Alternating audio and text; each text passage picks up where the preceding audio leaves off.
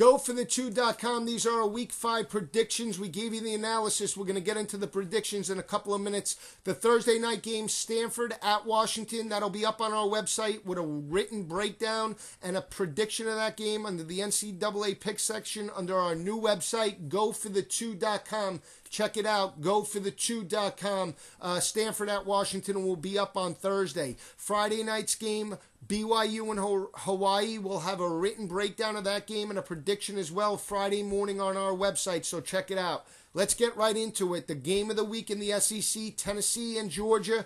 I think it's going to be all Bulldogs. Aaron Murray, Keith Marshall, Todd Gurley, and Tavares King. Way too much for a worn-down Tennessee defense. Brian Randolph's injury against Florida has hurt that team. Akron wore them down, running 79 plays. When you look 2 weeks ago, they had an emotional loss at home against Florida. A lackluster win last week against Akron. They had to pull it out. Now they go on the road. Derek Dooley hasn't knocked off a top 25 team in his tenure at Tennessee, and I think you're asking a lot out of that volunteer defense. I see a dominant Georgia Bulldog victory Saturday between the hedges. Georgia shows why they are the number 5 team in the country. Georgia wins 42-20 over Tennessee.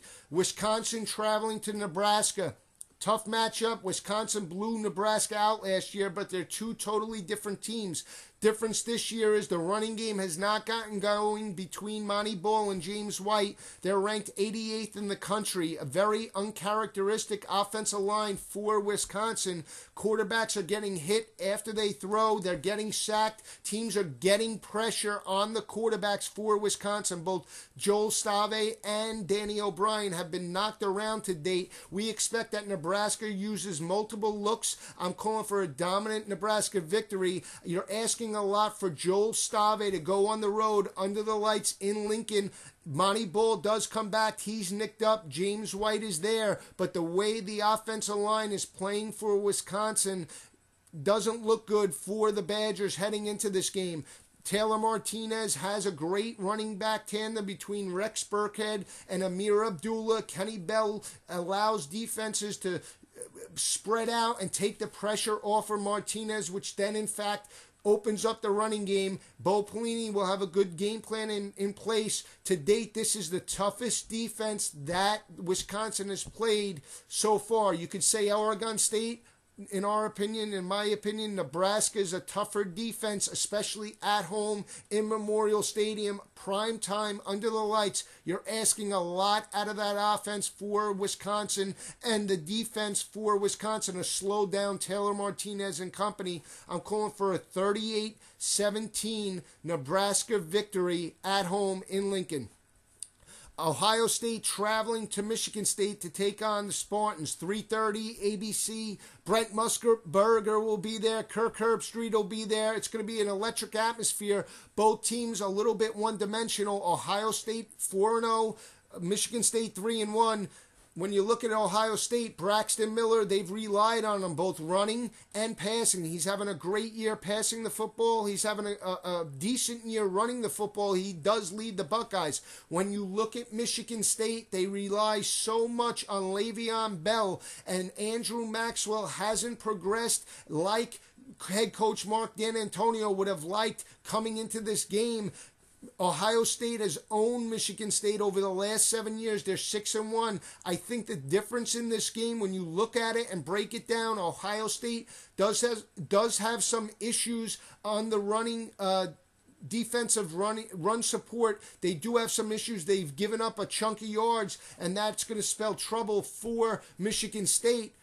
But the difference in this game to date has been Braxton Miller. He's kept his eyes down the field. He has performed very well on the road. When you look at last year, he performed very well in Lincoln. He performed very well at Michigan. He has another year under his belt. He has another year of maturity. He's kept his eyes down the field when he has broken contain and made huge throws in the vertical passing game, and I think that that's the difference. Michigan State a little soft suspect in the secondary. I expect a high-scoring affair by both teams, but I'm calling for the upset. Ohio State knocks off Michigan State on the road. Ohio State picks up a 31-20 victory in East Lansing. They move to 5-0 and pick up their first Big Ten victory. So Ohio State does have a dominant victory on the road, and Braxton Miller should have a great day as well, and include him in the Heisman talk after this weekend if he does perform well. Let's talk one more team we haven't talked about.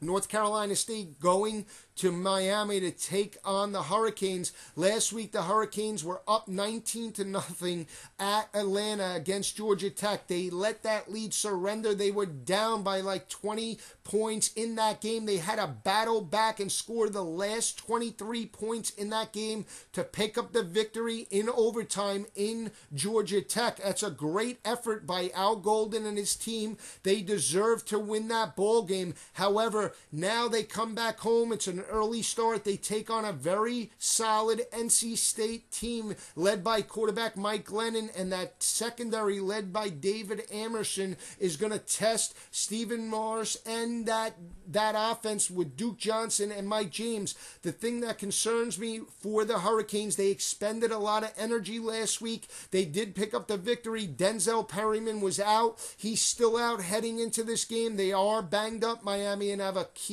ton of key injuries on the defensive side of the ball. They're banged up. I look for a fresh NC State team to exploit the holes in the secondary for the Hurricanes. I just think that North Carolina State's catching Miami at just the right time, calling for the upset. They eke it out 24-20, NC State over Miami on the road. They pick up an ACC victory. Tom O'Brien and his staff, they pick that up against the Miami Hurricanes. We talked about Colorado. We called for the upset on the road at Washington State. We got it. Led by Jordan Webb, led by Tony Jones. They were down 34-17 with 7 minutes left in the fourth quarter. Jordan Webb hit a deep throw to his tight end. That brought them to within 10. Tony Jones ripped off another 80-yard run. That brought them within 3. And then they got the touchdown late in that game to pull out the victory, and a massive upset on the road in Pullman. Colorado picks up the victory 35-34. Their first Pac-12 victory on the season. They come back home. They're playing a UCLA team that was upset last week by Oregon State. This is Brett Hundley's second career start on the road. He did start the season at Rice and played very well. But how does Jim Mora and his team respond after the letdown at home? They come to Colorado. Are they going to be up for this game? They blew out Colorado last year. Expect a dominating performance out of the Buffaloes. They have something to prove now based off last week's victory. That emotional level should carry through into this game. I'm calling for the upset again in week number 2. UCLA is 0-1 in the conference. Colorado is on top of UCLA heading into this game. They're sitting at 1-0. They pick up victory number 2 in another upset. Colorado starts to gel, and look for the upset 31-24 at home against UCLA. So check that out. We're calling for the upset for John Embry and offensive coordinator Eric Bieniemy to pick up Pac-12 victory number 2 and move the Buffs to 2-3 on the season. So check that out. It's going to be a great weekend of college football. We're going to catch it for you. We're going to watch it. We're going to break it down for you. We're going to have some new features later in the week, early next part of the week. So check that out on our website, goforthe2.com. College football is the best, and we'll bring it to you. So just stay with us.